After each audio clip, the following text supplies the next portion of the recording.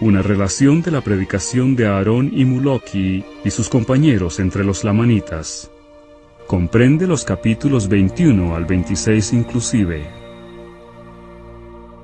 Capítulo 21. Aarón enseña a los amalequitas acerca de Cristo y su expiación. Aarón y sus hermanos son encarcelados en Midoni. Después de ser librados, enseñan en las sinagogas y logran convertir a muchas personas. Lamoni concede la libertad religiosa al pueblo en la tierra de Ismael.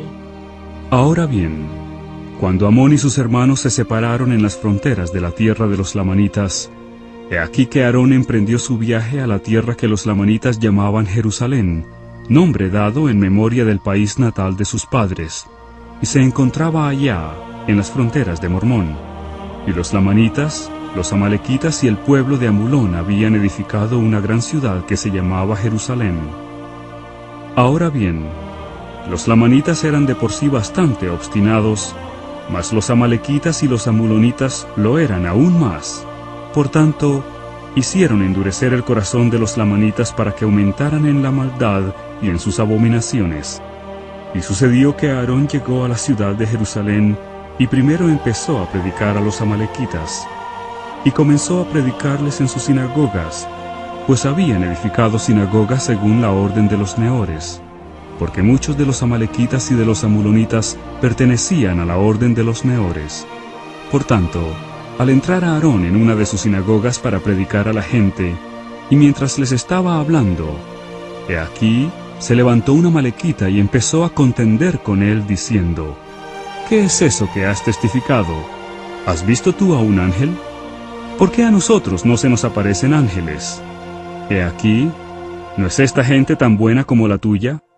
También dices que a menos que nos arrepintamos pereceremos. ¿Cómo es que sabes tú el pensamiento e intención de nuestros corazones? ¿Cómo sabes que tenemos de qué arrepentirnos? ¿Cómo sabes que no somos un pueblo justo? He aquí, hemos edificado santuarios y nos reunimos para adorar a Dios. Creemos, por cierto, que Dios salvará a todos los hombres. Entonces le dijo a Aarón: ¿Crees que el Hijo de Dios vendrá para redimir al género humano de sus pecados? Y le dijo el hombre: No creemos que sepas tal cosa. No creemos en estas insensatas tradiciones.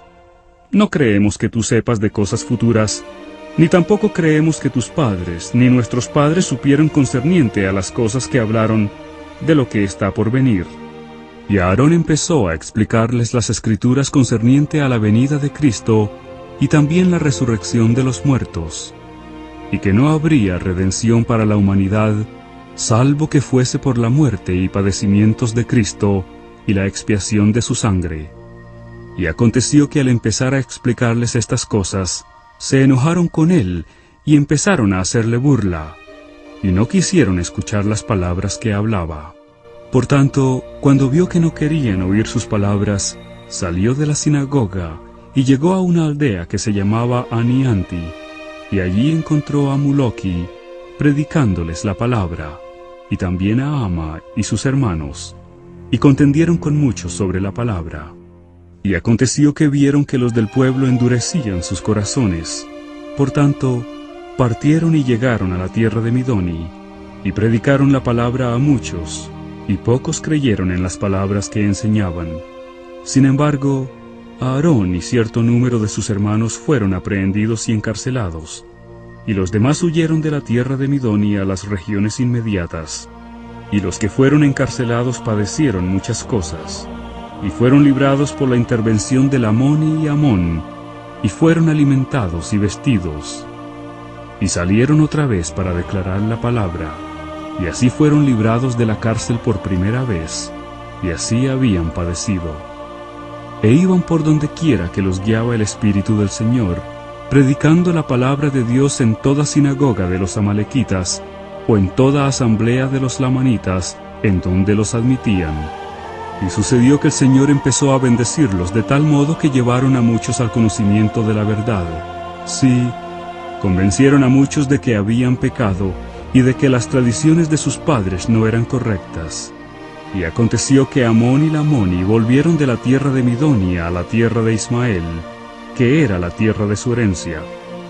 Y el rey Lamoni no quiso permitir que Amón lo sirviera ni que fuera su siervo, sino que hizo edificar sinagogas en la tierra de Ismael, e hizo que se reunieran los de su pueblo, o sea, aquellos a quienes él gobernaba.